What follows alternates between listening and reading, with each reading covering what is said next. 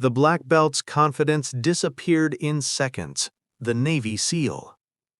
The dojo was packed that Saturday afternoon, the air thick with the scent of sweat and polished wood. Parents lined the walls with folded arms and proud smiles, while students in crisp white gis stretched across the mat. At the center of it all stood Tyler Grant, 24 years old, freshly promoted to third-degree black belt and absolutely certain of his place at the top of the room. He moved with exaggerated calm, rolling his shoulders, cracking his neck, letting the younger students watch him like he was already a legend. Tyler had won regional tournaments, posted highlight clips online, and built a following that treated him like a rising star. Confidence radiated from him in waves. Some would call it charisma, others would call it arrogance. He preferred the first definition. "Remember," he said loudly to the class, pacing the edge of the mat, "belt color isn't just fabric, it represents dominance, control, mastery." His instructor, Master Collins, stood quietly near the back, observing with an unreadable expression. Tyler had talent, no one denied that, but lately talent had started to curdle into ego. The afternoon demonstration was meant to showcase discipline and respect. Tyler had other plans. He wanted spectacle. He wanted applause. The doors to the dojo opened softly, but no one noticed at first. A tall man stepped inside, wearing simple jeans and a fitted dark t-shirt. He moved without hurry, without noise, and took a seat on the bench against the wall.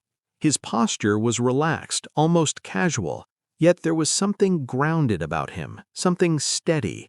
His eyes scanned the room once, calmly assessing exits, spacing, energy. Then he folded his hands and watched. Tyler called for a volunteer.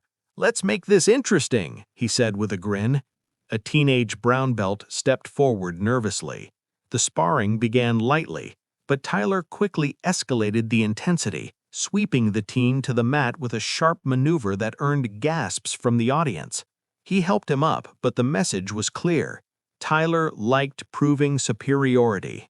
The parents clapped politely. Tyler bowed with a slight smirk. "Confidence," he said, addressing the room again, "is knowing no one here can surprise you." The man on the bench tilted his head slightly. Master Collins noticed him then and approached. "Can I help you?" Collins asked quietly. The stranger offered a small nod. "Just observing." His voice was low, controlled. "My nephew trains here." Collins glanced around. "Which one?" "He's not here yet," the man replied. Collins hesitated, then nodded and stepped away. Tyler finished another demonstration, this time disarming a rubber training knife from a second student with theatrical flair. The room applauded louder. Tyler soaked it in. His eyes drifted toward the bench, landing on the stranger for the first time. Something about the man's calm stillness bothered him. No applause, no impressed expression, just observation. Tyler walked over, wiping his hands on a towel. "You look like you've trained before," he said, voice carrying a challenge. The stranger shrugged slightly. "A little." Tyler grinned. "What discipline?" "Different kinds." The answer was vague. Tyler's ego flared. "Care to step on the mat?" A ripple moved through the room.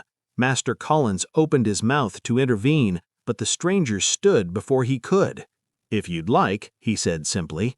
He removed his shoes and stepped onto the mat barefoot. No stretching, no showmanship, just quiet readiness.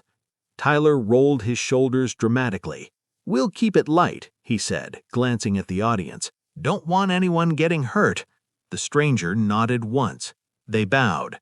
The moment their eyes met at center mat, Tyler felt it. A stillness. Not fear, not hesitation, just presence. They began circling. Tyler launched first, a fast combination meant to test reflexes. The stranger moved minimally, deflecting with efficient precision, no wasted motion. Tyler increased speed, adding a spinning back kick. The stranger stepped inside the arc smoothly, redirecting Tyler's momentum with a subtle shift of weight that nearly unbalanced him.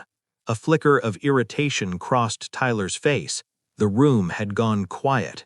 Tyler attacked again, this time aiming low, then high, a strategy that had overwhelmed many opponents.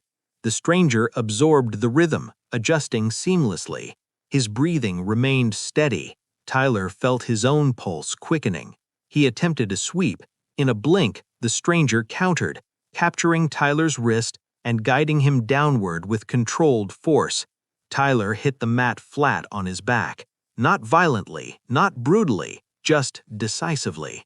A collective gasp filled the dojo. Tyler scrambled up immediately, cheeks burning. "Lucky," he muttered. They reset. Tyler attacked harder now, pride fueling aggression. The stranger remained composed. A feint, a pivot, a shift of hips, and suddenly Tyler was face down on the mat, arm pinned behind him in a lock so tight he couldn't move. Pain flared. "Tap," the stranger said calmly. Tyler hesitated, humiliation flooding him. The pressure increased slightly, not enough to injure, enough to make the point. Tyler tapped. Silence swallowed the room. The stranger released him immediately and stepped back. Tyler rose slowly, chest heaving. His confidence had evaporated in seconds, replaced with confusion. "Who are you?" he demanded. The man met his gaze evenly. "Name's Daniel Reyes." Master Collins stepped forward, recognition dawning. "Reyes? Navy?" A subtle nod. "Retired." Whispers rippled through the crowd. "Navy SEAL." The words carried weight even unspoken. Tyler swallowed hard. "You didn't fight like any system I've seen." Reyes offered a faint smile. "Real fights don't follow systems." The words weren't mocking, they were factual. Tyler's mind replayed the exchange, the efficiency, the control, no flaw.